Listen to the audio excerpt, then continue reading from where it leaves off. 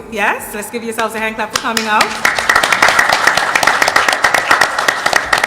Also, I'd like to extend a welcome to the Honorable Diallo Rabin, the Minister of Education. Let's give him a hand clap, please. Also, in their absence, I want to acknowledge Dr. Green, who's the President of Bermuda College. Also, Dr. Tweed, who's the VP. They're away right now, but right now in their stead, we have the acting VP, Mr. Dwight Farbett. So, welcome to him as well. I saw him earlier. Yes. The Minister works in engineering here. You hiding out? Colonel Birch, where you to? Hey, he is hiding up the back. Minister of Works and Engineering, Colonel Birch, good evening. Welcome as well. So with all of that being said, I said welcome to everyone. I think I handled all of the urgent business at hand. We're going to jump right into tonight. Before we open up the panel for discussion and questions, one of the main priorities of tonight is to celebrate two of our own, yes? We're here to celebrate Chef Herbie Bascom, yes?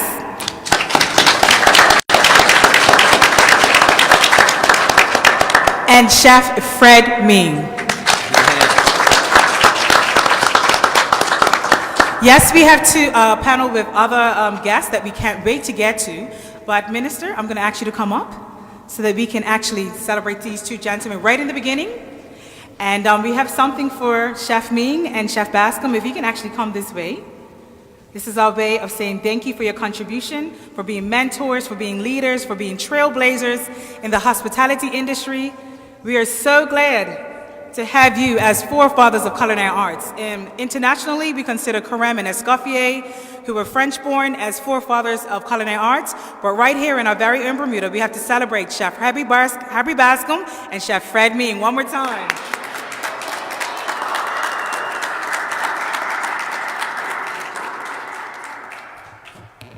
You know, it's always a pleasure when we get to honor our own. And these two gentlemen, you know, their reputation precedes them. I've tasted both of them's food. I will rate them both equal at this time. We'll talk. we'll talk about that after the fact. But I've been invited today to present these plaques to you gentlemen. And the plaque reads, on this day, Tuesday, April 16th, 2019, the Bermuda College Lecture Series Committee bestows this honorary award to Chef Fred Ming, and the other one says Chef Herbie Bascom, in recognition of his numerous years of dedicated service and significant contributions made to Bermuda's culinary arts industry by remaining an exemplary role model, innovator, ambassador, trailblazer, and outstanding community leader.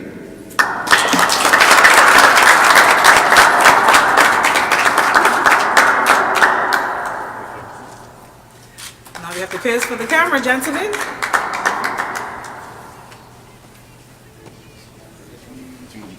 Between the two giants of the industry. It's a fantastic picture.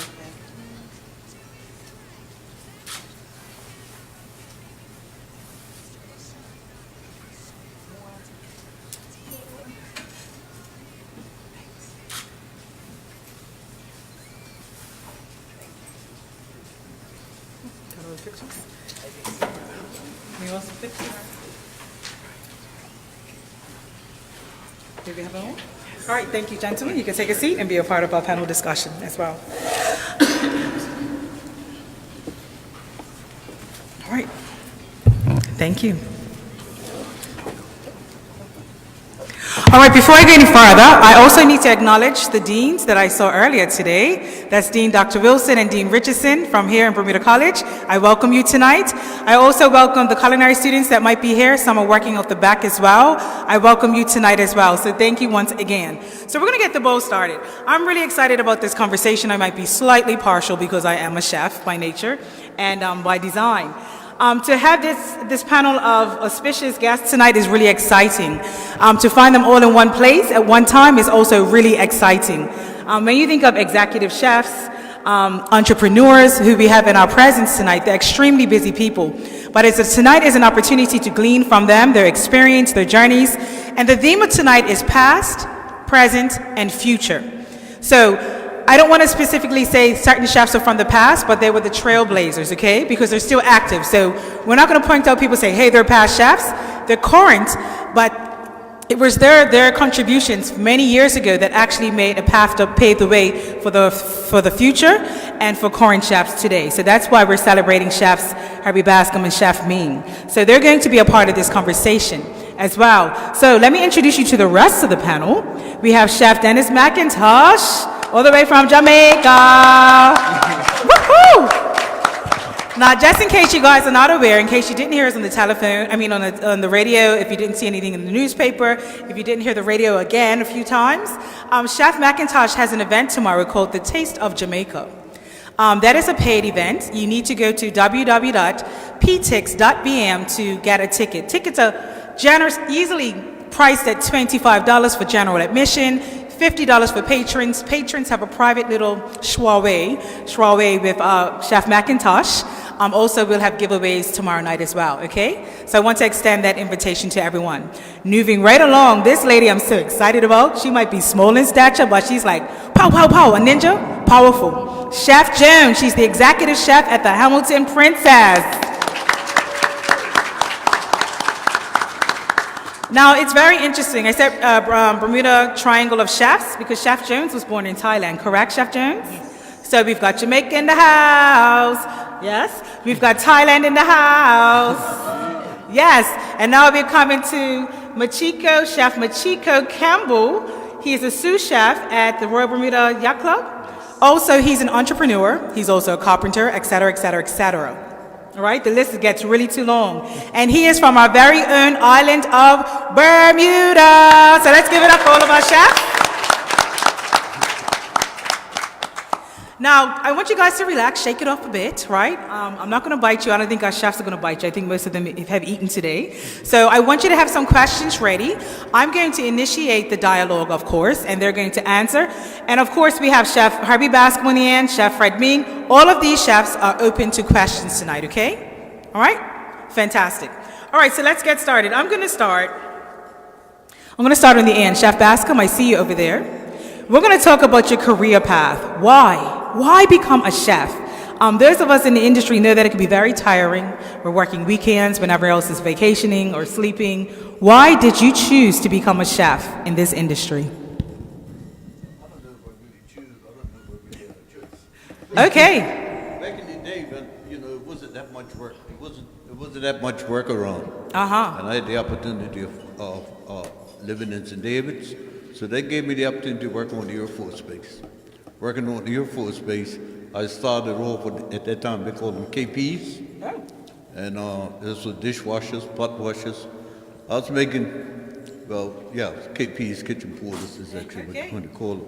But I was making a lot of money, 50 cents an hour.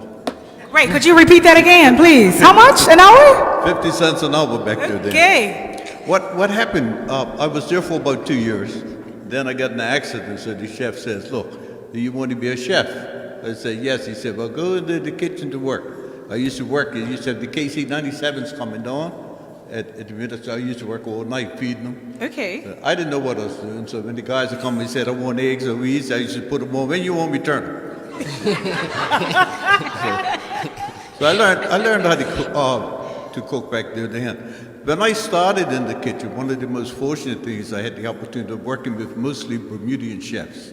I don't know if some of you would know Sammy Dick, Sam Joe. He's one of the best bakers Bermuda here. I learned how to make wedding cakes from him before I even went to school. So I had an opportunity of working with some really good St. David's chefs then. And they gave me the basics, and they were very strict. So that means we had to work extremely hard. But the problem, I had a very good attitude, so that's why I got along with everybody. They thought I was a nice guy, but I didn't think I was, but they thought so. So I went from cooking there, and I had the opportunity to go to hotel school when they first opened. But what happened with the educational system back in Bermuda when I was growing up, I didn't have the opportunity of having a high school education, so I couldn't get in. It wasn't until Lois Braun came back to Bermuda, and she fought a gangster system that gave me the opportunity to go to the hotel college. And I was up there 3 years. The first 2 years I was #1 student. But I had to study. So I had to study extremely hard when all the rest of the youngsters was going out having a good time. I had to study because I had to pay like catch up. Plus, I was a little older then, but it paid off. Then I had the opportunity of working in the Hamilton Princess, and from Hamilton Princess, it gave me the opportunity to go to Germany, to go to Europe, but first to the United States. I trained in one of the best resort hotels in America called the Greenbrier Hotel. Okay. Yeah, that was good. I then trained for 4 years in Europe, two in Germany, and 2 in France. So Wow. I did it's been good for me to be in the culinary department, in the culinary art. They give you an opportunity, it's like an international passport. You get the opportunity to travel. So how many years could you say collectively that you've been in the business? Before I pass the mic on to Chef Ming, how many years have you put in the culinary industry, or the hospitality industry, let's say that? Oh, me, probably about 6 years. Woo! That's longer than some people have been alive here, myself included. All right, Chef Bascom, can you pass the mic on to Chef Ming? Now, Chef Ming, tonight we are celebrating yourself and Herbie Bascom and Chef Bascom in particular. My question to you is, we look at you as a mentor, someone who has guided. You were my lecturer here at Bermuda College, and I like to say that I'm a product of you. I remember moments in the kitchen, you'll be very calm, and I was telling your son Chef Sean Ming, I think a week ago or so, I remember the moments you would be like, rah, rah, rah, rah. I'm like, oh my gosh, Chef Ming's like really like getting upset. But you had such a wealth of knowledge. I remember your wedding cakes you used to make. I remember so many things, banana bread you used to make, fish chowder, all of those things I remember. So my question for you is, who was your mentor? You've been a mentor to many. Who mentored you? Well, good evening, everyone. Well, becoming a chef was never on my agenda. Another one? I wanted to be a carpenter. I like the smell of cedar. But when I always thought cooking was a woman's thing. Simply because when we were young, my mom, I'd like to say hello to my sister that's in the stand right there, also Carl. When we were young, like on Jimmy Road where I came up, we were all relatives, aunts and uncles and everybody. So all the ladies, all my aunts used to be able to make cake. So, but my mama used to take us down to my granny, so I had an auntie named Aunt Emma, who worked at Crow Lane Bakery. And she used to always make a lot of cake, but also they used to go down and she used to cater to small parties. And while my brother and I were standing on the side there, we used to cut up raisins with a pair of scissors so they could soak them in the fruit cake. And I'm more sure today, when you go around everybody's household, you'll find that the fruit is soaking for the Christmas puddings or fruit cake. Yeah. But not until I took a trip on board the Queen of Bermuda with a group of students from the school I was attending. And while we got into a tour of the Queen of Bermuda, I noticed in the galley there was old man there. So it kind of sort of like changed my perception to some extent. And eventually, after I sort of had finished school, I had approached my 3 uncles that worked on board the Queen of Bermuda. And of course, I approached them because you say sometimes when you know the inside track what goes down, it can get you places. So I talked to them and they got me a job on board the ship. And my first job on board the ship was like peeling potatoes. And then I noticed that a lot of the butchers, when they used to take on local fish in Bermuda, they used to fillet it, but was throwing a lot of the heads and everything overboard. So I asked the guys one day, I said, can you save some of this heads for me? What you can do with them? I'm going to make a pot of local fish chowder. I always used to tease people. I said, when you want a free shot of black rum, get fish chowder. But anyway, I made this big pot of fish chowder, and then I gave the head chef on the ship a taste. He said, oh, that really, really tastes nice. So after about 6 months, there was a vacancy on what you call the sauce corner. The sauce section is one of the imperative areas in a kitchen. Yes. You can cover up anything with sauce. It's like covering icing over cake. You cover up the multitude of holes that's in the cake. But anyway, I spent time on the Queen and made several trips over to England and different places. But when I finished the ship, I went to the airport to work down at the BS. Those are the days when the airlines took on meals. And that's where I really made a lot of money. Oh. Because we had so many airplanes coming in and out of Bermuda, and the college week was just inundated. And of course, British Aviation had like about 3 or 4 flights coming all the way from the Caribbean and so forth. As a matter of fact, I used to make so much overtime, but I saved it, and not bragging, but when I got 20, I bought my first house. Although it was like pulling teeth because I trying to get my mama to sign the papers because they had to be 21. Oh, son, you don't know what you're getting mixed up with. I said, Mom, you got to remember, I got 4 more years in front of me than I actually have behind me. And also what I did there, I took on a night shift for a couple of years so I can attend the hotel college, which was up in Prospect. And of course, my mentor was Neil Hansford Smith. So I was able to go there to do like a lot of the culinary programs. And then eventually after that, I approached him about going to England to further my studies. And which I did. I was able to go to Ealing Technical College and Westminster. And also I was very fortunate enough to be able to get a job which Mr. Hansford Smith hooked up for me at the world famous hotel called the Savoy. But I was accepted. But in life, sometimes you get disappointed. Eventually, after 3 months, they asked me to send a photo of myself. And when I sent the photo over there of myself, everything came back. What messed up things was the color of my skin, basically. But he went to England and got the matter sorted out. And then, of course, they said, they expect you to arrive at a certain date. My son Sean is here. That's where he first started his primary education, because he was just turning 5. But anyway, I worked at the Savoy, and of course, the blacks were the only ones that were washing pots and whatever the case may be. But I just want to say something like to the students who are here, that no matter what the color of your skin may be, you still can become somebody in society. Yes. But after there, I worked at the Savoy, and of course, I went to Ealing Technical College to do what you call a course was called like 152. That was the highest you could go into the academic level of the culinary field. But you had to have so many years of practical experience under your umbrella. And of course, I managed to sort of pass that course. Also, I did a teaching course while I was there, because my ambition was to come back and be like the first Bermudian to teach up at Prospect, because most of the lectures there actually came from the UK at the time. So Neil Hansford Smith was my mentor all the way through. He helped me out tremendously.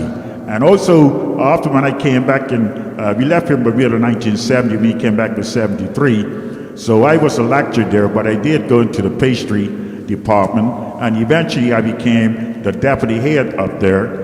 But when we moved over to Stonington, I was the acting head of this complex. I didn't spend a lot of time in the kitchen, but eventually I did spend some time, and I used to take students on international trips. We used to go up to New York to the Javits building, advertising about Bermuda. Those are days when Bermuda used to have a lot of foreign students also. And of course, local students, I used to take them on international trips all around the world. And of course, it was when once I got very, very disappointed. Well, we used to go have what you call a apprentice training board in Bermuda. And when we used to travel, it was not just students in the culinary program. It used to be some from masonry, carpentry, plumbing, and so forth. So when we went to Amsterdam, and then I had students in my room that night, I said, listen, I would like for you to get a good night's sleep, and I all wish you well. I said, one thing I like to think positive, that we're going to win a medal, but if you don't, one thing you're going to come back with more knowledge, because you're going to see how other people do things. So anyway, I said, get a good night's sleep, see you for breakfast. Well, in the morning, breakfast came, so the 2 ladies were down there. One was in the hairdressing department, and another one was supposed to be in graphic arts. I said, where's the young man? Oh, Mr. Mean, they went down the red light district. I said, they did what? I said, dear. no, this can't be. I said, this can't be. Anyway, when I caught up with them, they said, oh, Mr. Ming, our breakfast was scrambled eggs and marijuana. I said, no. Oh, my word. But it was not 2 students from the hotel side. It was like a mason and another guy from the technical department. But it's just that sometimes when you travel with students, it can sort of be, something that you don't sort of like notice that's going to go down. Because I always used to say that when you travel, you're going to be like an ambassador for Bermuda. Yes. Now, when we went to Toronto up to George Brown University, we had a competition there that we competed against students all around the world. And I was very elated because we got a silver medal, competing against students from Russia all around. And then, of course, another time that was a highlight of my program was that we went to Puerto Rico, and I was the team captain for a group of young students called the junior team, and we competed against all the students from the Caribbean. And ladies and gentlemen, I was mighty proud because we won all the gold, and also each student got $1,500 to further their education. Wow. And that was really sort of a highlight. And that is something I personally like to see now, that most of the students start to expose themselves to international competitions. Because one thing we don't have now is a local culinary program at the exhibition. I used to be like a judge with 2 other judges from the United States. But those were the things, when you get involved with doing other things, you become the best person around. The other highlight was that when the Queen came to my class over in the culinary kitchen across the way. And of course, when she asked me where I do my training, I said I was at the Savoy. Of course, when those persons like the Queen comes, they're on a timetable.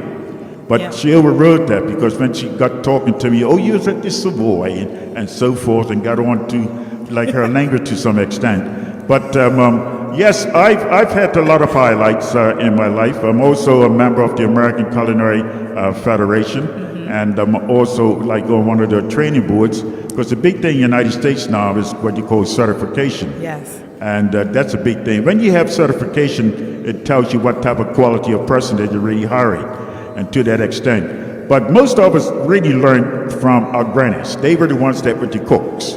They took things to another level. Because when I used to notice my grandparents used to write something on a piece of paper, then they threw it in the drawer. So that's what gave my intention to put it on paper, write cookbooks. I've done 2 cookbooks, and I'm doing my 3rd one now on fish only.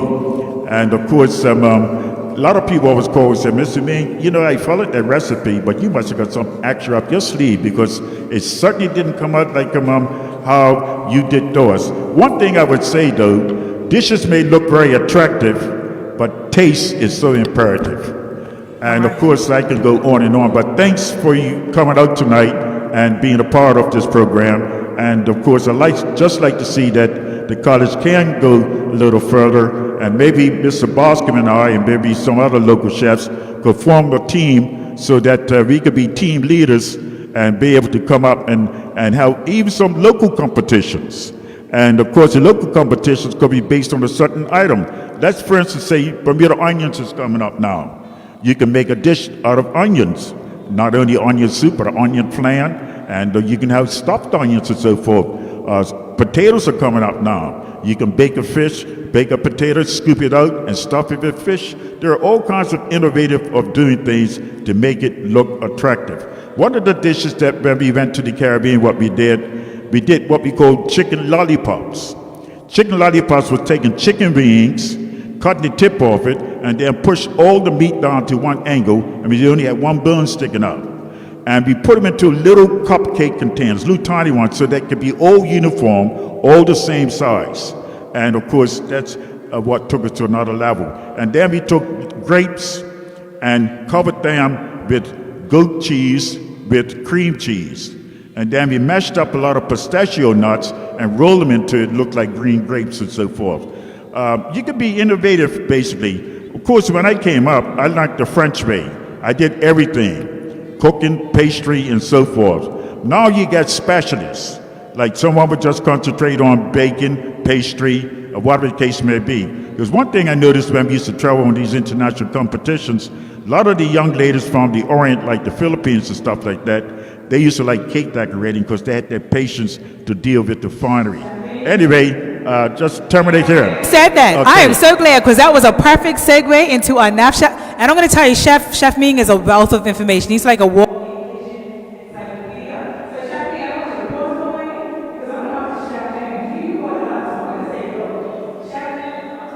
surrounded by a panel of men.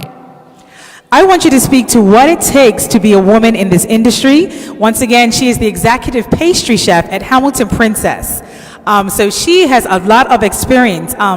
She's also graciously donated a lot of her time to come to the college to do demonstrations. She's also been a judge for my bake shop. So she's very involved in community, and I celebrate that. So I want you to talk to everyone here and talk about how is it hard being a woman in this industry? What did you have to do? Do you have to raise your voice because you're so tiny?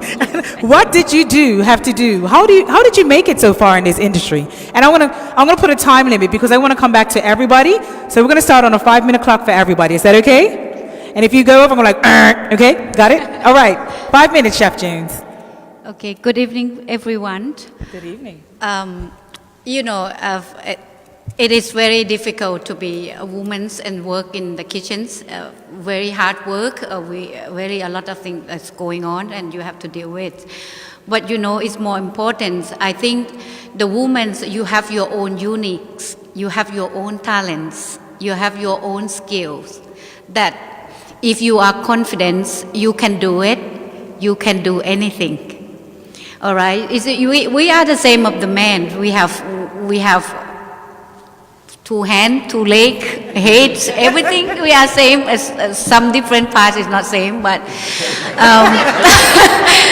but I will tell you but you have to love what you do. When you are in the field at the women's, you have to love what you do. And I wake up in the morning. I'm really happy that I have something to do in the next day because I'm really enjoy it. I start culinary school when I was so young, when I was only 14, 15. Wow. And when I started, I want to go to the university. Actually, I don't have the chance. My mom say, I don't have any money. If you want to go, you have to help yourself and try to get yourself through university. And I sit down and say what I can do to help myself to go to the university. And, I have to get to work.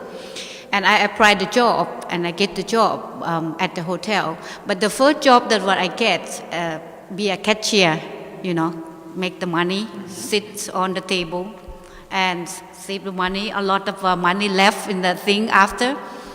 But I don't like it. I don't really like it. I feel sleepy.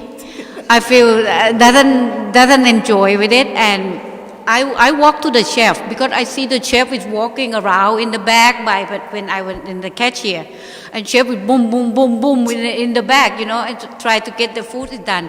I say, I love like that. I love to be that because that's on the chef inspirations me. And I walk to the executive chef. I say, Chef, I want to be a chef. He say, you? He look at me. You skinny like this, long hair. You can be a chef. He told me that. And I said, Chef, please, I want to be a chef. He said, what you can do? I love art. I told him, I love art. I'm sure I can do dessert as very, very look good, taste good, and look elegant, and everybody will love it. He said, you sure you can do that? I said, yeah. You have to give me the chance. If you want me to do it or not, you have to give me the chance. Chef say, okay, put him in the pastry.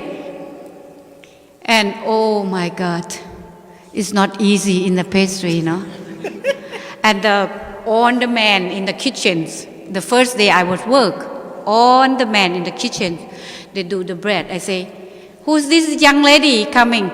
You know how to do the thing? I say, I don't. But he said, okay, make bread today. Cry. Make the, heavy, the bag of the sugar, the flour, everything. You have to do everything by your own self. And I'm so skinny, tiny, crying, mom gonna know, I have to work hard like this to get the money to go to the school or thing like that. But the end of the day, I love it what I do. I love it, and I look at the chef, what the chef doing. I notice it how chef decoration the cake. I know how the chef do that, do this. I always ask myself to help, support. Whenever chef do anything, I say, Chef, let me help you to do this. Sometimes when chef start to do the thing, I say, Chef, let me finish this for you. I do that, and I love it what I do, and now. I have a lot of experience about the pastry, a lot of things, because I'm interested in the sweet. And I love art. I do a lot of wedding cake. How do you maintain your shape? That's what I want to know. You're a pastry chef. No, I'm just teasing you. I taste, I don't eat it. Inquiring minds wanted to know. Yeah, I taste. But remember, they say don't trust the skinny chef. It's not true. Not true. It's You're not the true. safe with me. It's not true. Yeah, and at the end of the day, I become the professional when in 2000s, Chef Patrick Duff asked me that Funtip, you interesting to go outside Thailand to work as the pastry chef at Jamaica, the Ritz-Carlton Jamaica. That the first place that I meet Chef Dennis Mcintosh. And we worked there together in 2000 to 2002. As I'm very glad that I make the decision to go outside to Thailand but the first time I didn't know how to speak English. It's a very, very hard time for me to travel to Jamaica without knowledge about the speaking English. But the end of the day, you can ask chef, I push myself in it. I do everything I could. I show the staff everything that I can read them. I show them what I want, what I'm looking for. And, after September 11th, at Chef, we know they lay off a lot of staff. And general manager asked me, you are the woman right here. Everybody Thai chef, whoever come to work at the Ritz-Carlton Jamaica, they going home. What you going to do, Funtip? I say, I want to go big. I don't want to go home. Okay.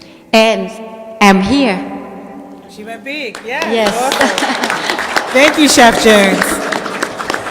Chef Machiko Campbell, I'm coming to you next because the entire time he's like, whoa. I'm like adding up in my mind. There's over 200 years worth of cooking experience sitting in front of you. So that's pretty amazing. Now, Chef Chico, you are the youngest chef on the panel. So you represent the future, the upcoming chef, okay?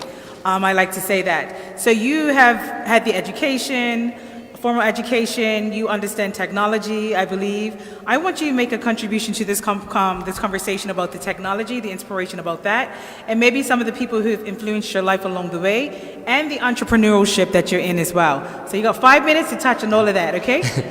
All right, so good evening, everybody. Yes, Chef Chico, I do have a lot of experience when it comes down to the culinary industry as well.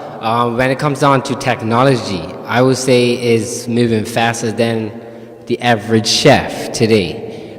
We will soon be out of a job, technically, because they have machines that can make food for you by just pressing a button.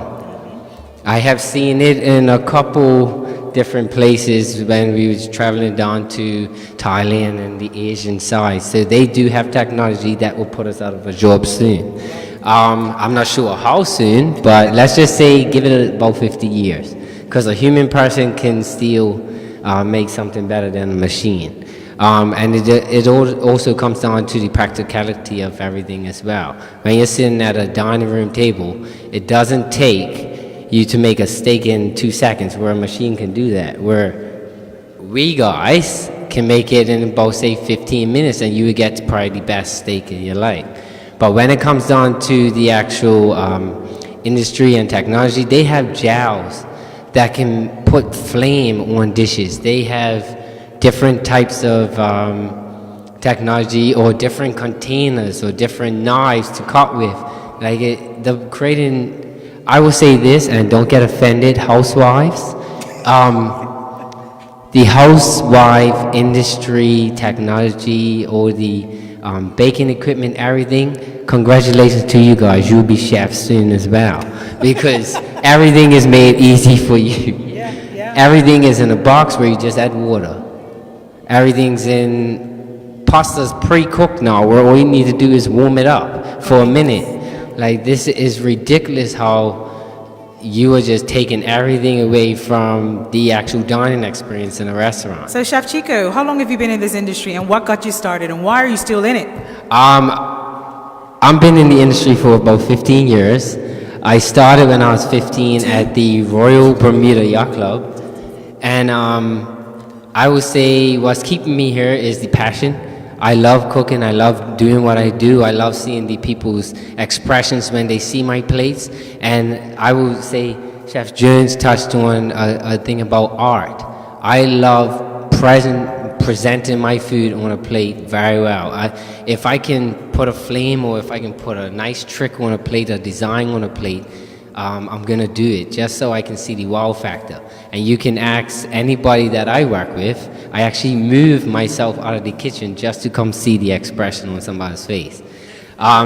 Is actually a very good way to see. Well, we always taste with our eyes first, right? So it's a good way to see how somebody perceives the plate before it comes to them. And then also when they taste it, you gotta look at that expression as well, right? And that's what actually got me into the industry and keeping myself in the industry, because I love the people's reactions. The compliments come back very well. I have never had a complaint yet, cross my fingers, so hopefully that stays that way, but I really enjoy the culinary industry as well. Okay, so I have 6 different flavors of Chico Smokey Rub, and yes, I'm Chef Chico if you guys don't know me as well. I'm the spice man of Bermuda, as some people call me, or also you might just know me as your chef. But I created this about 4 years ago, and it's all Bermuda made, it's all organic, it's also all natural, so no artificial additives, no compounds to keep it from clumping up. Everything is natural in the bottle. Also, we do use recyclable bottles and also tops as well. Everything's recyclable and sealed off with recyclable material as well. I started off with 1 bottle, and as of today we have 6. We did have a 7th one, but that was discontinued because it was a limited edition, which was the Salt Fusion. Also, as of today, we sold over 11,000 bottles. So it has been selling. We had a lot of support from definitely the Bermudian community, but also the most important one is the international sector. When we do Harbor Nights, which I will be down there tomorrow, so if anybody is coming to Harbor Nights, I will be there. And basically, it's just been moving. I started out with 265 bottles, and as everybody knew, my wife told me to take the chance. So I took the chance, and within that first 2 weeks, we sold all 265. So you can imagine the quick response we got from it. But as of now, I am working on my next 2 flavors. So I have been doing a good bit of research, a good bit of wasting money as well, because you have to come with the territory, right? So I'm working on a sweet one, so that is the most unhealthy one, okay? So anybody who likes French toast and making donuts and everything, I'm trying to make a sweet one for that. And it's going to be an all-purpose as well, so you can use it for every type of sweet concoction you want to come up with. And then also I'm working with coffee.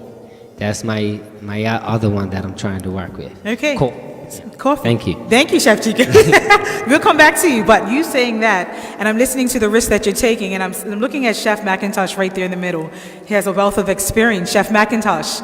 And I'm going to open it up to Chef Ming and Chef Bascom as well. If first I want you to take 2 minutes, Chef Mcintosh. If you had any young people, not even young people, anybody that might be interested in crossing over into the hospitality industry or culinary, what advice would you give them?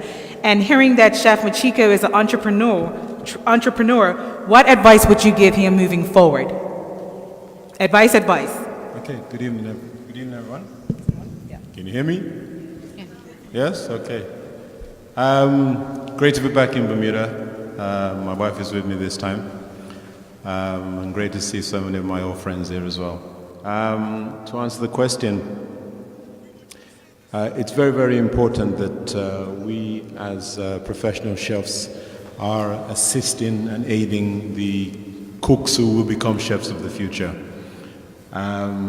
It's been very interesting the last couple of days while I've been doing the preparation for tomorrow to watch how Chef Ming and his team interact, and also Chef Eves and her team interact.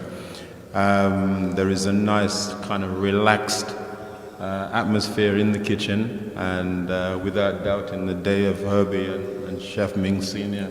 and myself, there'll be no radio playing in the kitchen, there'll be no looking on your cell phone. But we have to recognize that as times have changed, and in order to keep the young people get their attention, we have to get into the headspace and recognize what it is that's going to make them tick. And, many of them are able to multitask in ways that we would never have dreamed of in the past. So in working with them, the important thing is to, get to their core, get to understand. We'd love a brush that would paint everybody and say, this is the way it's done, go buy the manual, go buy the book. But the reality is that everybody learns in different ways, and because of that, as a leader, you have to be able to look at your team and see how best you can get the best out of the individuals that are there. Secondly, entrepreneurship, as we move forward, I think is very admirable, and it is really an area that I would encourage for many youngsters who are coming through in the industry. The industry is changing, and as a result of that, an example would be, I'm in Jamaica, you're here in Bermuda. There are very unique things that people travel for, and more so now when a traveler comes to your destination, they want an experiential experience based on your locality. They want an experience that they can only get in that location. And if it is the use of your rubs or a particular dessert or the spices from a particular destination, it is the onus is on the chefs and the entrepreneurs to be able to create something that's going to hold them, that's going to grab them. And I think that, as we all know, food, music, sports brings everybody together. They forget about the preconceived notions that they might have had about certain things, and really, take the opportunity when they are comfortable to take in those new experiences. Thank you so much for answering that question. Now, I want to do something really fun and quick. But before that, I need to mention our sponsors for today and tomorrow night.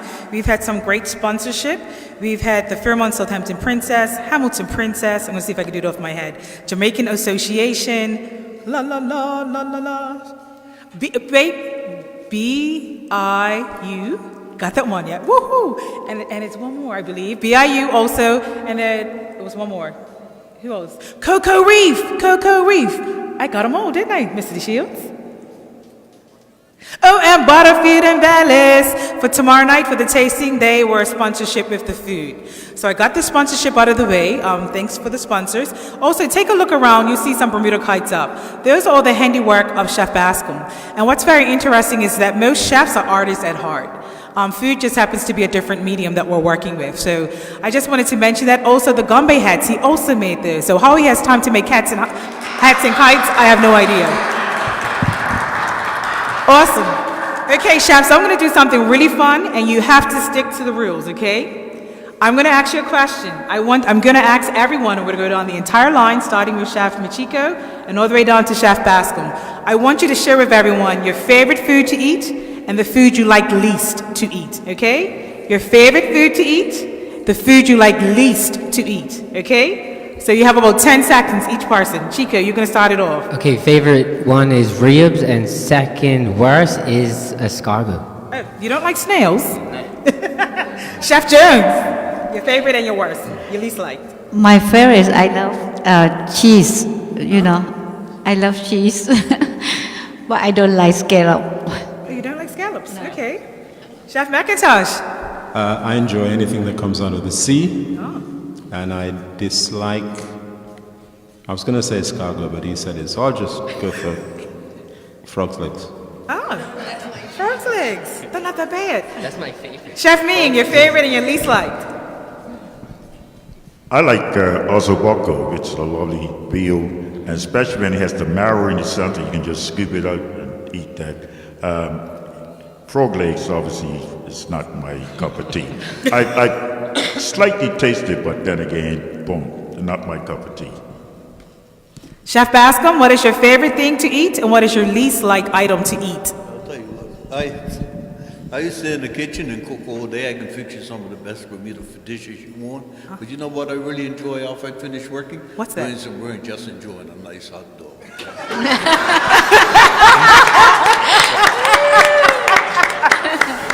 Oh, that's funny. So, Chef Bascom, is there anything that you don't like? What's your least favorite thing to eat, Chef Bascom? I don't have dislike for food. Oh, wow. Whatever dishes. I lived in Europe. I didn't know what it was. But I love it. So that's a little, yes, Chef Ming, I see your hand up. But to say that, like the days going by, when we presented food, you know how we had your meat pushed to the side of the plate, your starch that side, and that veg that side. There was no unification at all. But when you got things together now, that shows long bits on the plate. It looks, as for some things don't look like a proper marriage, like what I mean if you have something that goes with that there. But color scheme is also imperative, having like the green or something to pick up the color. And notice now on plates we have what you call the pyramid system. Everything kind of goes up into the air. And some things look so scrumptious, I would say, you don't feel like touching it. It's just like, something humorous here. I did a wedding for a couple going back a few years, and they had 10 cakes, 10 wedding cakes. Now, you had the center ones that was 4 in the center, but they were all real cakes. The other 6 cakes were cake tins, which I had covered these icing all around them to make them fit in and look just like the rest of the cakes. So anyway, I stopped off a friend of mine's house afterwards, and I said, listen, I've got a nice cake for you. Oh, wife, put on your tea counter. We're gonna have cake and tea. Would you like to have some of this with me? I said, no, I'm going home. When I got home, the phone rang. I tell you what pulled this trick on this. Try to put the knife in the cake, it won't go through. It's cake tin. Oh, that's so funny. That's One thing hilarious. I would agree with Chico says that we are into a world of technology, and that's the way the world is going.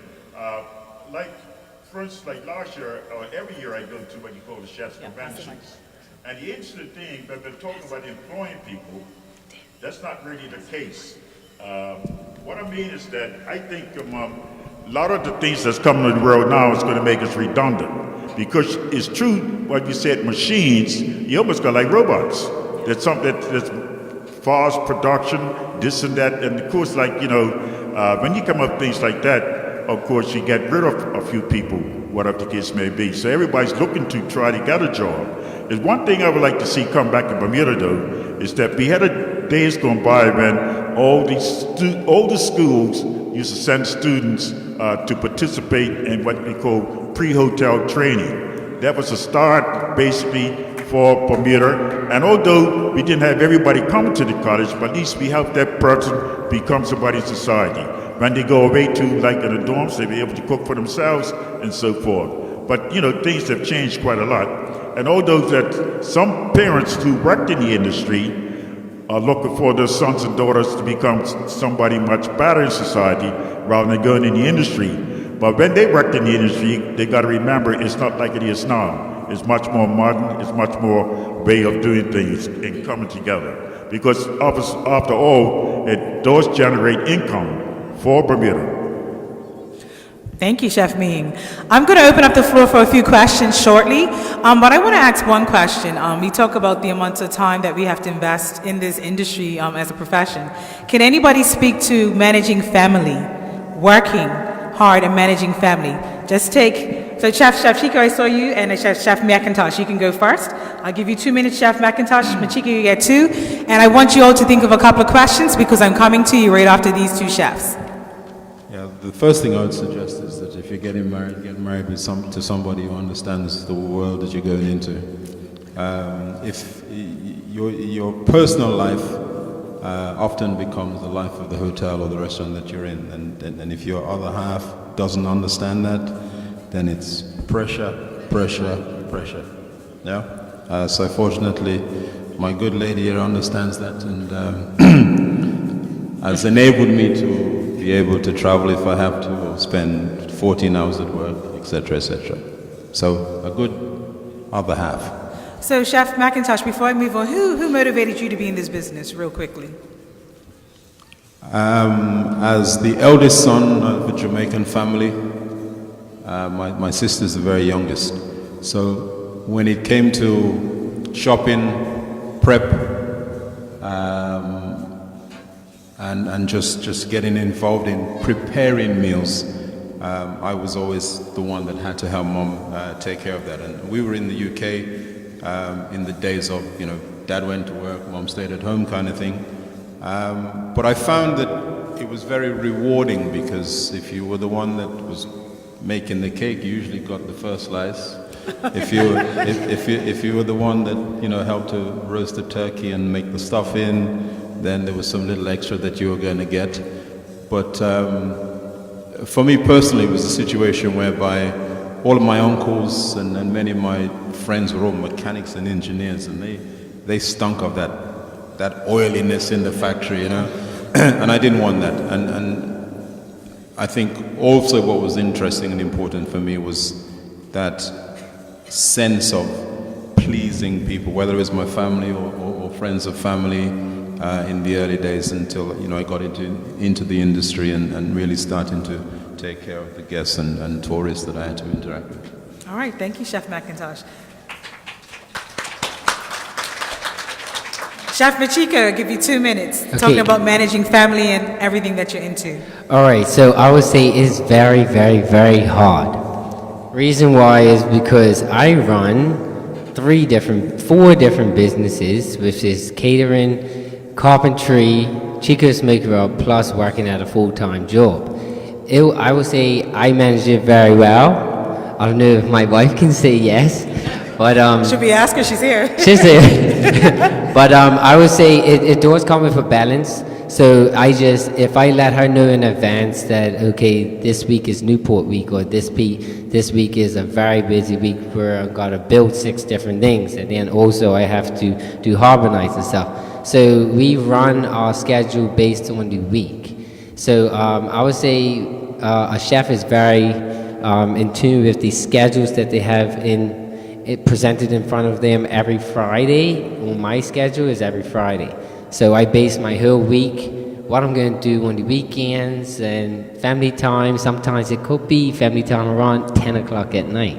So I would say it is very hard for me to manage, and then also try to please all my customers and also the people that I have around me as well. Also, when it comes down to family time, yes, I take straight family time. So nothing else is going to come in the way once that time is allocated. So if you try to reach me, phone's not going to happen. I might answer email, but that's not happening. I won't stop what we're doing. And we recently have a young daughter that's 11 months, so my focus is going to be for her as well. So I would say mainly, yeah, it's very hard. All right, thank you for being honest. And one of the things I heard you say initially is the we. So it definitely takes the two of you all to work together. All right, does anybody have any questions for our panel of chefs? All right, we need to get you near a mic. Mr. DeShields, can you assist with the mics? I see a young lady here with a headband on that has a question, and the mic is coming right to you. Is there anyone else so we can line up and get the mics to you in a timely fashion? Does anyone else have any questions for our chefs right now? Good afternoon, good evening, I should say, everyone. First of all, I'd like to thank you all for your presentation. It was very enlightening. I have a few comments and questions. Number one, Mr. Ming, I'm glad you mentioned about the former high school program that they used to have years ago. I think that provided many opportunities for young people to go into the culinary industry. I definitely know someone who, if he was here, could thank you for that.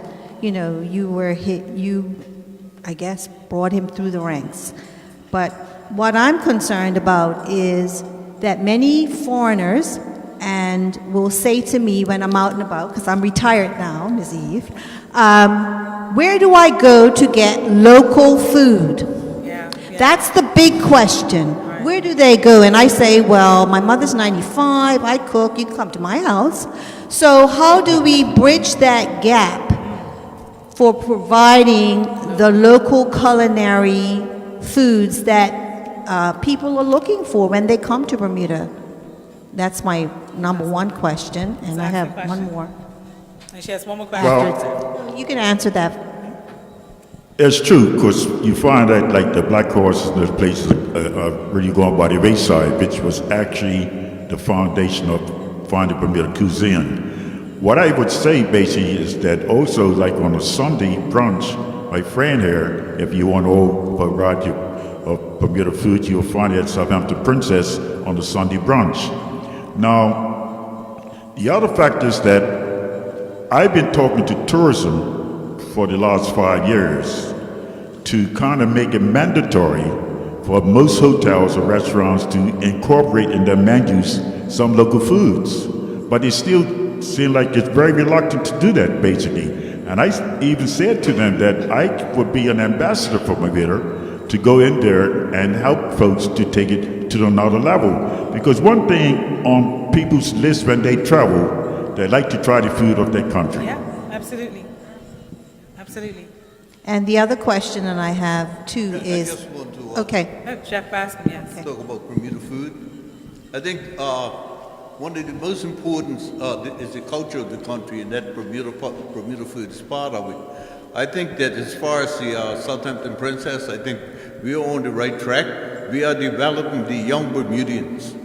And in order to at least to get the Bermuda taste and the Bermuda foods out there, you're going to have to develop your youngsters, because eventually they're going to become the chefs. Because it's very difficult to bring, we have a lot of foreign chefs here that we really need them here. They're not here just for the sake of being here. But it's going to take our chefs that is going to be able to produce our culture and our food that's going to satisfy the future tourists when they come to this country. that lends itself right to the next question, which is opportunity, not just for the young, but for people who are chefs. I know people who are chefs, cooks, whatever you want to call, and they can't find jobs. They can't. So how do we, or where do people go to find opportunities like that? I guess my question is, are they qualified, first of all? Yes, they are. Are they qualified? And where they? I find that very interesting because here in my capacity, and Chef Ming can probably vouch for me, we have companies calling us every month, every other week. We don't have enough students to supply them, so it'd be very interesting if they have the correct contacts, if they know someone. Also, my question would be, what is their past history? You know, how credible are they as well? I have also had people come to my office and say different things, you know, I'm a chef and this and that. And when I ask about the credentials, something else comes out. Or I ask about the past history, something else comes out as well in reference to how they might have left a job. So I always like to say that it's a big equation. One thing we can agree is that we all eat, we all need to eat. And I'm telling you, I have restaurants calling me on a regular basis looking for staff. So it'll be very interesting. It's got to be some other maybe underlying issues or challenges that you might not be aware of, that I might not be aware of, but I tell my students, if you leave here without a job, that's on you. Truly, truly. I just wanted to quickly add that to the first question that you asked, there is tremendous opportunities in the industry, and also there's tremendous opportunities outside of Bermuda, in other territories, whereby that need for that local experience is really what people are looking for. And for many years, Jamaica has quite a rich tradition and history in food and through food. Many of the major hotels historically didn't feel or even understand that we have to be representing ourselves, through the food, because it's part of the culture. But I can happily say to you that in the last 6-8 years, there's been a total shift in that. Part of it was probably economical, but we grow a tremendous amount of seasonal fruits and vegetables, and the up-and-coming chefs, guided by some of us older boys, are assisting them to be able to present cuisine that is of high quality and high standard to the guests who are coming in, and they're really showing their appreciation by supporting that new drive or push. Thank you, Chef Mcintosh. Chef Ming, I have a question for you. We're talking about, the question came about Bermudian cuisine. I would like to know, what do you think Bermudian cuisine looks like right now in 2019? I want to know what you think Bermudian cuisine looks like, and Chef Chico, I'm going to come to you after that, and then Chef Jones, I'm going to come to you with another question, okay? Well, in Bermuda, we do have some unusual things, although a lot of the initial types of food came with the people who moved to Bermuda, like from St. Kitts and folks like that. And you find Bermuda does have some unusual stuff. When it comes down to Christmas, you have a cassava pie that almost like a cake, something sweet, but yet you have a savory feeling in the inside. It doesn't sound like a proper marriage, but the two go together. It's just like Good Friday's coming up. You have a savory fish cake mixed up with a sweet bun. It doesn't sound nice, but Bermuda does have some unusual stuff. Like, I've traveled so very extensively. Other places have shark, but I never seen has shark here and there. And of course, the old timers used to make a lot of mussel pies. And in order to make the mussels nice and tender, they used to cut up green papaya and put it into it and hopefully sort of like make it tender to some extent. I think we're into a world of being innovative, because I did one time how we used to give away so many things. Now look, to have a pawpaw, you got to go to the grocery store to buy it, and the price you pay for stuff like that. Yeah. A lot of Bermudians also now are using a lot of bananas, not necessarily ripe ones, but green ones.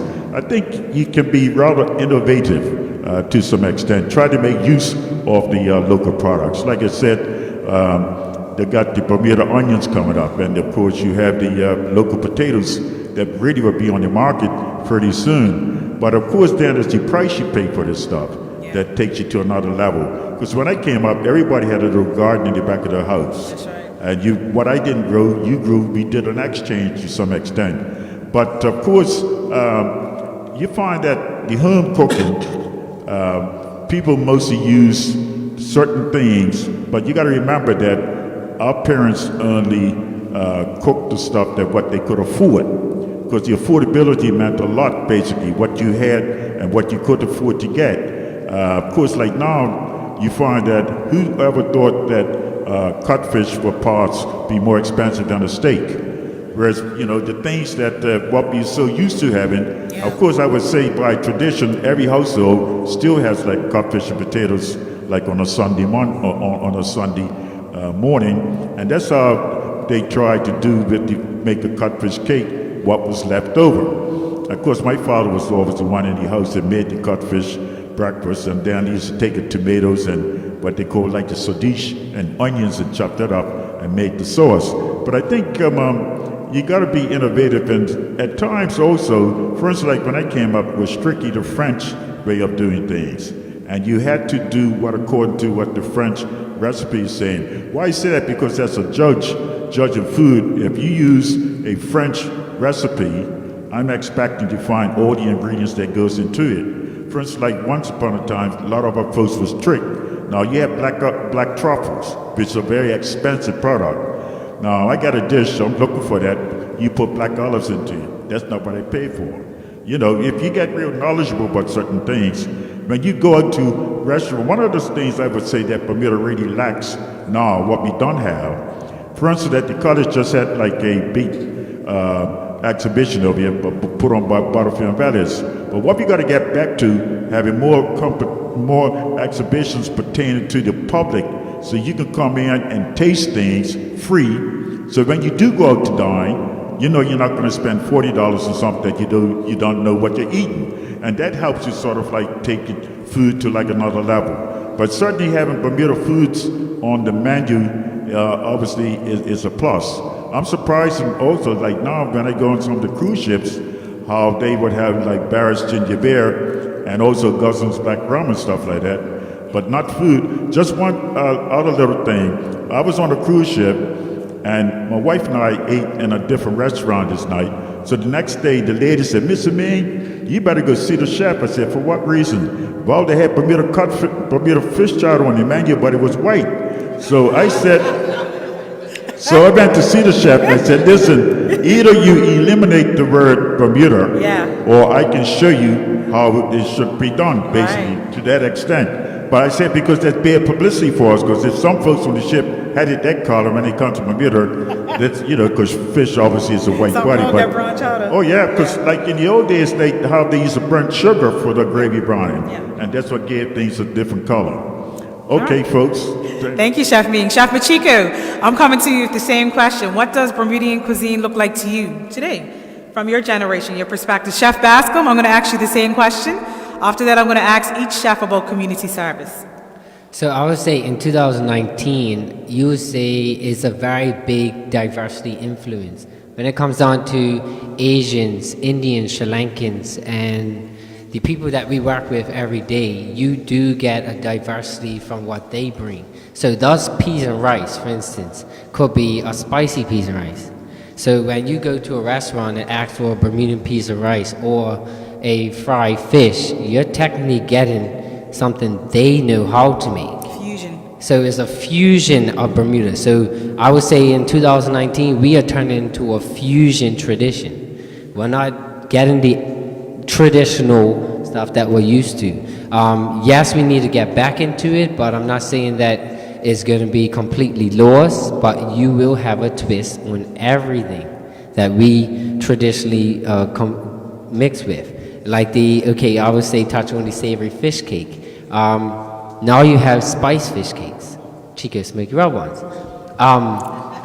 You will have these savory ones that we're used to with a touch of curry, but now you're getting these bright yellow curry fish cakes from House of India. Oh, wow.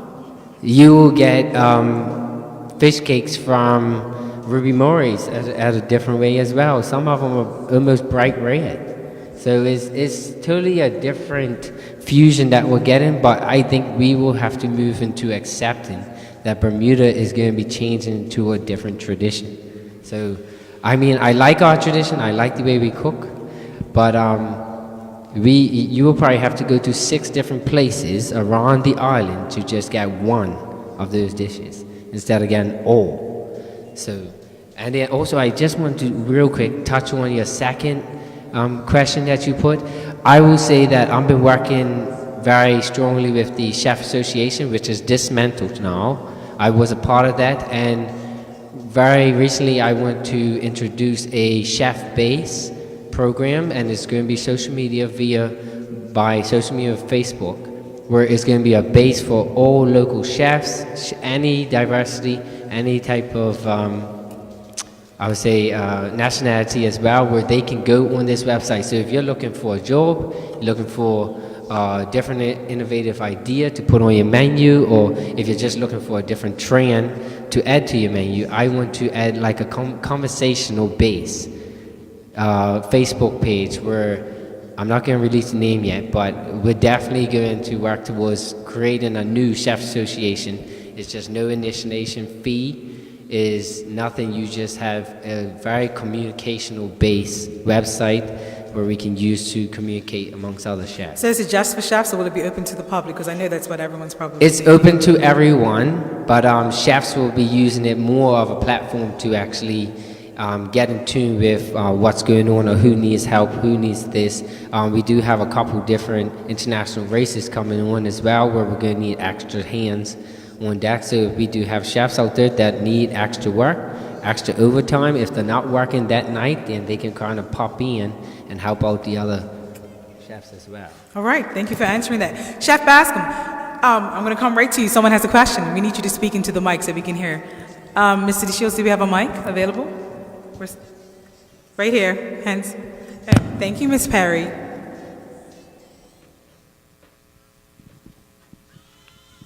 Thank you. Good evening, everyone. I wanted to speak about Bermuda's cuisine, and I'm a real stalwart on our cuisine. And I think we lose a lot of it because Auntie so-and-so makes the farine pie every year, or cassava pie, and everybody goes to Auntie so-and-so. And Auntie so-and-so doesn't share the recipe or teach anybody else. So maybe you can encourage your students that whatever you teach them, they teach somebody else. Because that's how we lose our traditions. And just so many things, pudding, Christmas pudding, everything. And it's important that we pass it on. Yeah. And if we don't, I mean, I went to a restaurant one morning for breakfast and asked for codfish and potatoes. And I'm sorry, but it was too fusion for me. It was mashed potato with very little codfish in it. Like, that whole texture thing wasn't right. So we have to also share. I've talked to chefs who've been in businesses where I am, and I said, one day particularly, the guy had done peas and rice, and I said, Ace boy, come here. You know, somebody tell you put some time in there, you overdid it, it's too much. Now I'll help you out with these things. And, you know, so, and we made a joke of it, but he knew, and these chefs have to also, we take from everybody, but we also have to show people what our really traditional way is, so that they can, if they fuse it, fine, but that is not so far away that is no longer what it's supposed to be. Okay. So, you know, everybody and anybody in there who makes anything for the holidays, teach your nieces, your son, your children, your nieces, your nephews, because that's the only way that it's going to continue. That sounds like you're addressing a larger social issue. Yeah, you know, it is, but Absolutely. I think it starts somewhere, and if your students go home and teach somebody in their household, that's one more, and tell them to show somebody else. And I think that's the important way. That's the only way things last. Chef Bascom, this is the last time I'm going to ask this question. What does Bermuda cuisine look to you now? You've been in the industry for many years, and you prepare it up at the Fairmont Southampton Princess. Has it changed what you prepare for the menu? Is it different from what you did 10, 20, 30 years ago? Where's the mic? Yeah, there we go. I don't change the Bermuda cuisine. I try to keep it because that's what people's looking for. But what happens here, and this is an unfortunate thing, I can say it over and over, we have a large percentage of chefs that come to the work because we don't have Bermudian chefs. So if you say to them, make fish chowder, you can give them your recipe, but they're going to put what they think it should be. And this is how our food gets to change. Because we do not have that Bermudian chef out there that is directing either the rest of the cooks and saying, this is the way Bermuda food should be. And this is what it is. But at the Southampton Princess, we try to keep it the way it should be in order to give the guests a taste of Bermuda. And I'll tell you one of the most important things, because we have a large percentage of students up there. And one thing we teach the students up there is to learn your food first. Because it's nothing like training our students here to be chefs. And then when they get overseas, one of the chefs will say, well, why don't you make me a Bermuda dish? And they cannot make it. So, you know, and if you cannot make your own food, what type of chef are you? Wow. So we train them all Bermuda food first. That is true. And I've had the opportunity to live in Germany and France and cooking Bermuda food. They come to me and said, Herbie, could you make Bermuda fish chowder? Sure, I'll make it for you. And you make it, well, it's wrong or right. They don't know what it's supposed to be, so you're going to go to make it. So, but anyhow, but you have to learn your own food. And what I'd like to say thank you, because we do have a chef here. I'd like to say thank you for Southampton Princess for the interest and time and concern they put into developing young Bermudians. And as sous chefs, they make sure that we do our job in training and preparing young Bermudians. So I'd like to say thank you to the chefs. Okay, I have one more primary question. Does anyone else have a question before I'm going to the next question? Anyone at all? Yes. Need a mic up the back, please. This is great conversation, and I'm so glad. I don't know about you all, but I'm definitely learning from this, yeah? We're going to wind on very shortly. I'm just going to ask like one or two more questions. Okay, your question, please. Good evening, everyone. Good Thoroughly evening. enjoyed the presentation, and I've had many dishes from Chef Ming when they used to have the classroom up here and have the lunches available to the public. And I actually wrote a couple of articles on some of the dishes that were presented. And Chef Bascom, I have to say, is if you ever leave Southampton Princess, I don't know what I'm going to do. So I just hope you don't retire until you're probably 70. But my question is directed to Chef Chico. Yes. You mentioned technology. The big buzzword right now is artificial intelligence. And a lot of the companies are using this to help them create new things. I know there's a company, I think in Germany, that's using AI to help them create different flavors of beer. So you're in the business of your rubs, so you may be able to incorporate this AI into helping you create new flavors for your rubs without wasting a whole lot of money. So, you know, I'm just wondering how you feel about that, and have you investigated that process?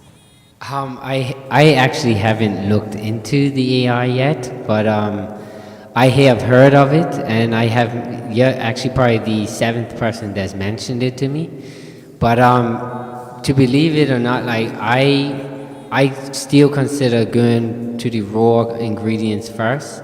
So I would say anywhere for instance, the Himalayan salt, if I can get that at a block, I'd rather that than a pre-grind up process as well. So I would rather take the loss.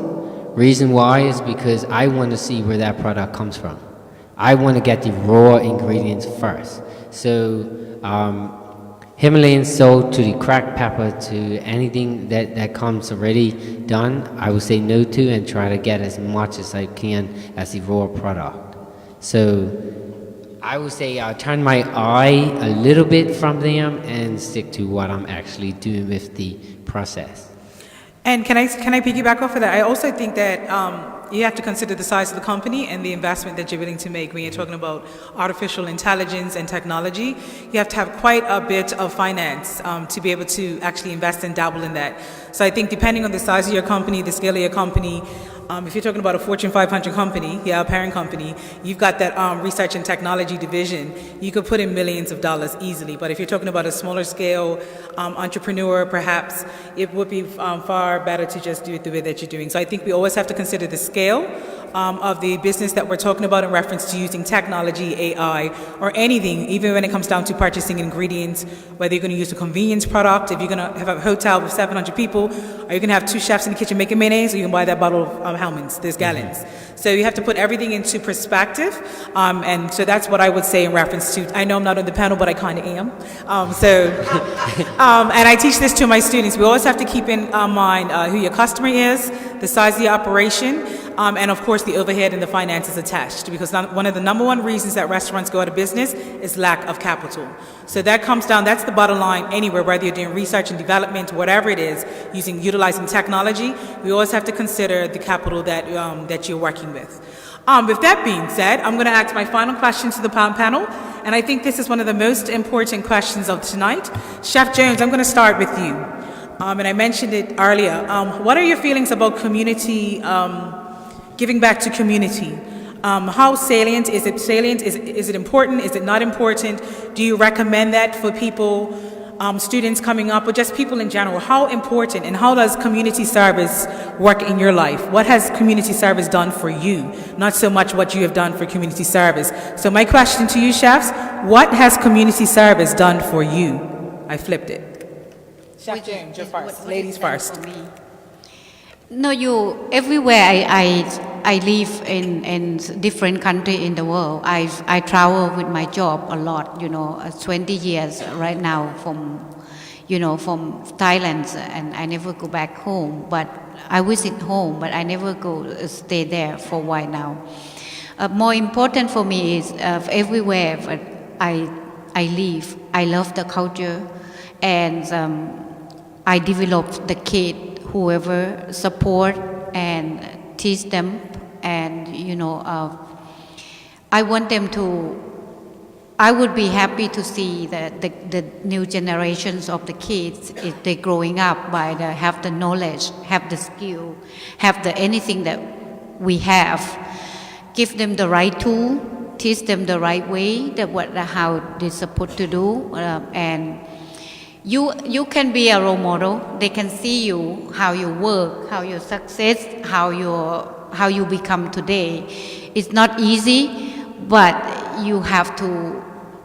Anything you wanted, you have to earn first before you get there. Because if you want anything, you have to work hard for it. That's how you're gonna get it. Because you cannot go up there by that. You not work hard. You not learn. You not develop yourself. For me, I can support the kid anytime or anywhere at whoever is want me to go and teach the kids and how the new generation to know how to do on kind of the dessert or kind of thing. And I did it every day now for the kid, because at the Hamilton Princess right now you have a lot of the new chef, the training chef. Yeah. Come to our hotel a lot, I can tell you. And on these kids, when they come to the departments, after they do everything they work, they have to ask the chef what to do, what the thing like that. No, you give them some of the advice and very good. I would be happy to support any school develop the program of the cooking class or something like that. And I can say, I said it earlier, Chef Jones has been here twice already for the year to give up her time. And the students loved it. It is amazing how they react to different lecturers or different chefs. When they come in, I'm like, But so I thank you, Chef Jones, publicly. I thank you for taking time out of your schedule to come and demonstrate for my students. I appreciate that. You are welcome. Thank you. Chef Mcintosh, the question. Community service. What has it done for you? For what is done for me. Yeah. So in Jamaica, for example, the important piece of that for me is working with the local farming community, as an example. My tagline for the most part is fresh, local, seasonal. And we have the option in Jamaica to pick up the phone, call Miami and get anything that you want. But, a lot of things grow in Jamaica that are of superior quality. There is absolutely no doubt about that. And I want to be able to get those products and utilize them in the restaurant or in the hotels that I've worked. What happens sometimes is that they might be a little bit more costly, but in the long run, there is that trickle-down effect that's going to encourage entrepreneurs to get involved in some of those niche markets that are out there.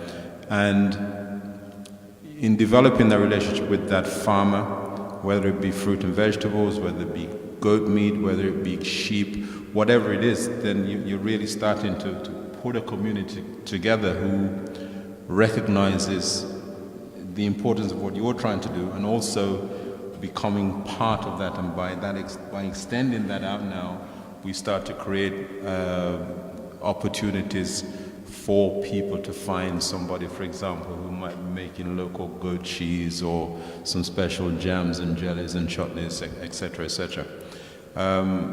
Secondly, from a community standpoint, what we've developed over the years in Jamaica is a chef's association that goes into training and development of youngsters coming out of, we have a body there called Heart, and Heart, 3% of our salary goes towards Heart, and that goes into programs, not only in food, but engineering and other areas. And so that training money helps to, again, develop that next generation of skilled workers and entrepreneurs. So in giving up some time to, whether it be a judge at a competition or to give the career talks, it's rewarding. You really feel that if you can hold the attention of 50 kids for half an hour, I mean, you've done pretty good. And oftentimes, you'll meet them on the road, and they'll tell you they appreciate the time that you've been able to spend with them, or the advice you've been able to give them. Thank you, Chef Mcintosh. Chef Michiko, same question. Chef Ming, I'm coming to you next with the same question after Chef Michiko. What does community service mean to you, Michiko, and how does it make you feel? It makes me feel very heartwarming because, and why I say that is because every year I try to put on my free food giveaway, and that's the day before Christmas Eve. And what I get from that and what I receive from that is somebody out there also needs the helping hand. I was received help from all my support by supporting me by buying the rub. So basically, giving back my support and my heart to some of our community members makes me feel warm. How many people do you feed, like on average, on Christmas Eve? You guys are part of his charity, right? Every Christmas? How many people? Last one was 852, I believe. What type of food were they eating? It was the full Christmas meal, so it was turkey, ham, stuffing, peas and rice, mashed potatoes, gravy, cranberry sauce. Also, we supplied desserts, and also, if I didn't mention ham, they did get ham as well. And then also tea, coffee, hot chocolate. And also we did allow entertainment, just so we can create a whole community event. Because I feel that giving back is one of the biggest things when you get your support as well. I'm not just in it for business, I'm in it, yes, obviously, to make money. But obviously, I need to support the people that's actually in a hurt and need. And obviously, we don't discriminate when it comes down to anybody that comes. You don't know the person's situation, you don't know the person's circumstances. So it's an open hand to everybody and anybody. And I speak over also my brother that passed away 10 years ago. Me and my brother wanted to do a community service event as well. So this was just a piggyback in his honor to start my first one. And as of now, we did 3, and we're going to be doing our 4th one this year as well. So I want to try to keep it going. And as long as I'm at the yacht club, I definitely will try to keep it at that location. Also, I would say community service is definitely a must from everybody, because a lot of people tend to put a blind eye to when somebody is sitting on the bench. You don't know if they need a cup of water. We just drive across them every day. Yeah. So it's something where I would say the average person should just stop and say, are you dehydrated? Or do you need a bottle of water? Do you need a sandwich? Do you need a cup of coffee to wake you up? Like just something as simple as giving them $2 to just, or walk them to the shop and buy it for them. So I would say, if I can, and if I was probably the richest man on the island, I would do it more often. But yes, the 1-year event can turn into something bigger. And I did try to encourage the whole of Front Street at one point, when that was where I wanted to create all the Front Street restaurants come together, make a dish, and then put it as a community event. But it never transpired to that, so I actually took it on myself. So I would say, yeah, that's... And just to remind everyone, Machika is representing the future of what we're doing in hospitality. So I'm very excited, and thank you for sharing that, Machika. Chef Fred Ming, I'm going to ask you to take 2 minutes to talk about community service. 2 minutes, Chef Ming. Talk about community service, because I know you've done your share. Well, I believe in sharing is so imperative, what you have acquired, and then pass it on to other folks. But like the whole world has changed, especially in Bermuda, how we used to help out one another doing things. Yeah. Now to get someone to work for your brother or sister, you got to pay them. But you know, I was mixed up a lot with like community services. Apart from teaching during the day, I used to teach a lot of night classes. Also, I used to do I traveled a lot with tourism, going to the United States and Canada, all over the place. The reason why I used to go, I used to do Bermuda foods. So there was like a marketing concept, like having people to taste this and taste that, and things of that nature. Also, I used to do a lot of demonstrations down on Front Street when they had #1 Shed there for tourism. But right now, I've been doing demonstrations for tourism at up at Fort Hamilton. On Mondays, they had like the pipe band there, and then I was doing demonstrations based on Bermuda cuisine to some extent.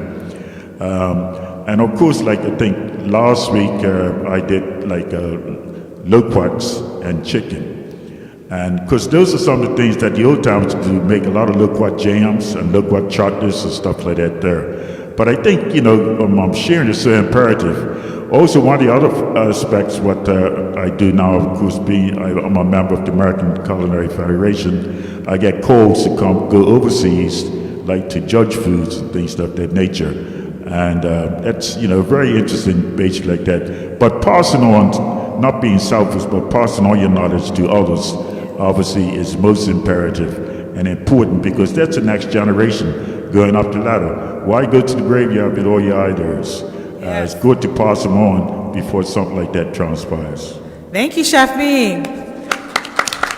Chef Bascom, I'm going to ask you the same question. I give you 2 minutes as well, so we're getting ready to wind down. I only need 1 minute. Okay, take that 1 minute. I look at community service as something that it's our responsibility and obligations, and we should give, especially in a country that has been so good to us. You take Bermuda, I'm always giving. I believe because as long as I've got health and strength, then I should put myself in a position to give. But it's one thing I want to let you all know. We do something in this country that a lot of people doesn't really look at as community service. And one of the part is representing workers that you can make the best workers out there. And we call that community, it's a part of community service because you don't get paid if it's volunteer. And anything is volunteer, it's community. Another thing I like to do, sometimes I sit up, not all night, but I make about sometimes 300 kites a year, just for the guests. And what we do kits for the guests, and then the guests will come on the Thursday night, and you get about 100, 150 of them making these kites. I do it because I feel that the tourist has been so good to this country, and I think it becomes our right to give back to the tourists. So we try to give this, I personally myself try to give it back every year. My sons come up and give us a hand, and nobody looks for anything. We just look at happy guests and happy people there enjoying the South or culture of Bermuda. Yes. When you talk about giving back to this country, giving back to this country has made me who I am. Herbie Bass. Woo! Love it. So I really feel good about giving back to a country that has gave too much to us. Wow. So much. Thank you. That's amazing. That's amazing. That was a fantastic way to answer that question. Before I move forward and get ready to wind down, does anybody have one? We have time for one more question. Yes. We need to get the mic to you.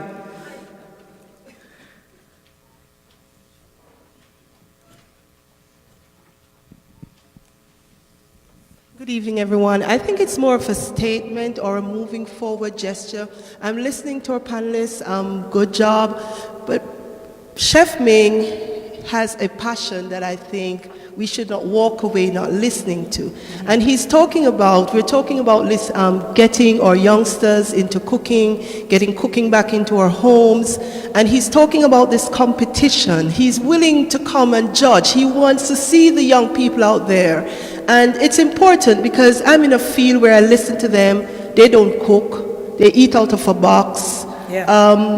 Nutrition is almost out the door. And so I'm looking at the bigger picture as to what we're looking at here. And he's expressing this passion in more ways than one, like, when are we going to get this competition where we can invite the middle schoolers and the high schoolers to come out in an environment where they're showing their skills, and so that passion will get them into your program, so you don't have to struggle. People don't have to feel like they're being pushed into cooking, but it's coming because it's a passion that they have. And you have to start it from young. You have to start it from young. And I hear the passion, Chef, being like, I want to do this. I will come and be your judge. I will get my peers and my colleagues to come and be your judge.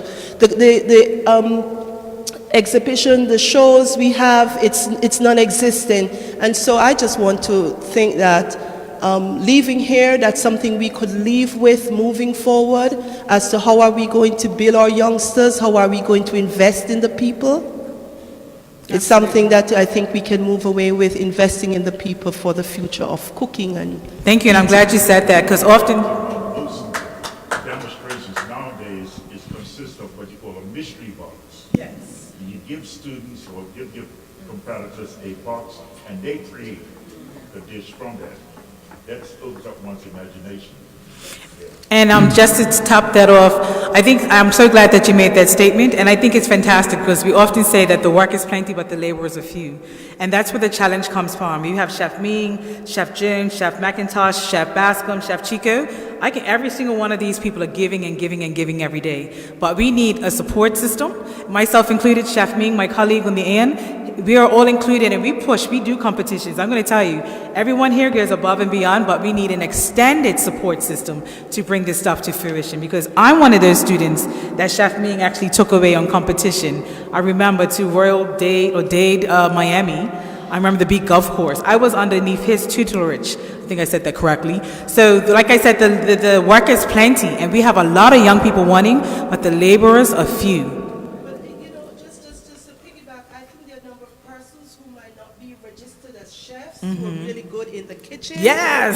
My friend sitting here, she can cook up a store. I know she and can. I'm almost sure she'd be willing to just do the community service. And there are a number of persons, older persons who have been cooking, and so they know a thing or two that you could enroll. I don't think, and I'm thinking of that website where if it's out there and we say we want to have this competition, Excellent build place to them. start. So Chico, that means you need to get that website up. And It's we're putting coming, all the it's pressure on you. And I'm glad you said that, because just this Friday, when Machiko came, we do lunches in the Prospect Room here at Bermuda College. $30 for a 4-course meal. I think it's the best secret, kept secret.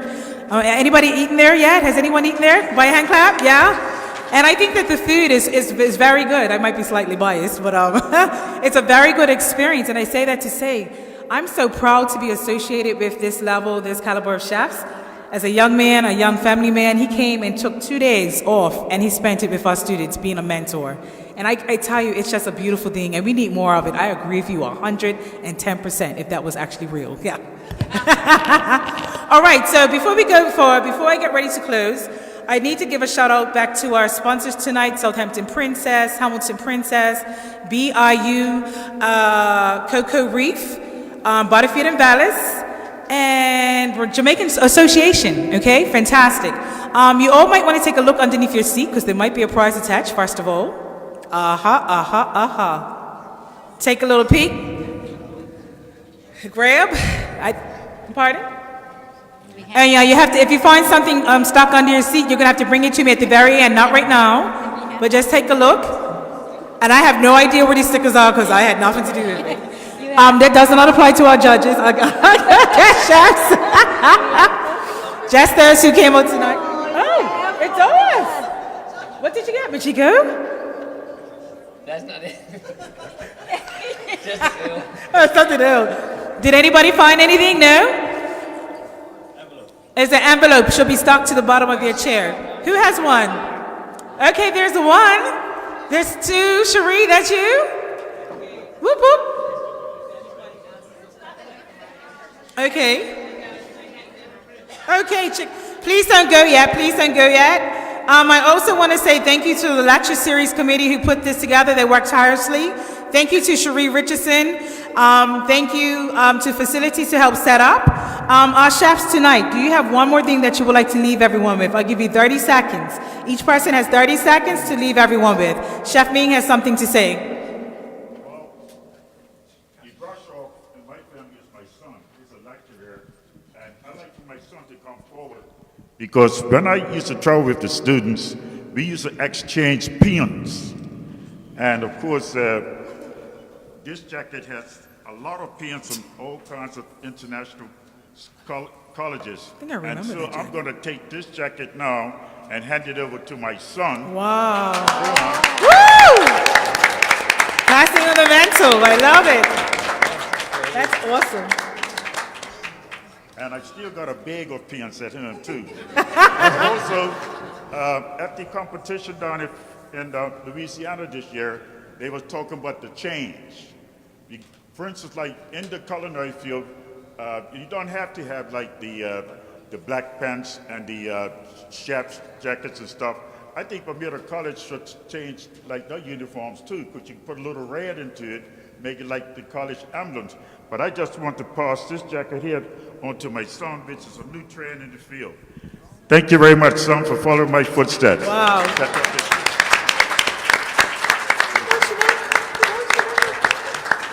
Thank you so much, Chef Ming. Our chefs, everyone, 30 seconds. Chef Bascom, 30 seconds to wrap up. If there's something you would like to say, 30 seconds. I'd just like to say to all the young people that are coming into the culinary trade, the first of all, come here with a positive attitude. Because with a positive attitude, you can achieve many things in the industry. Because attitudes are what brings the problems. So positive attitude will get rid of them. So thank you. All right, thank you.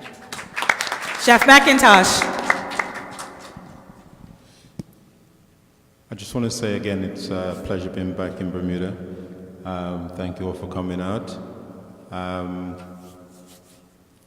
think it's very, very important that we get back into the whole aspect of being able to share the information, share the knowledge, and just have good camaraderie with your friends. Thank you, Chef Mcintosh. Chef Jones? Yeah, I would like to say thank you everyone to be here, and you know, Hamilton Princess is always support the community, and as every day now, our breakfast, you know, after we done breakfast every day, we pack on our breakfast and we ship to the army every day.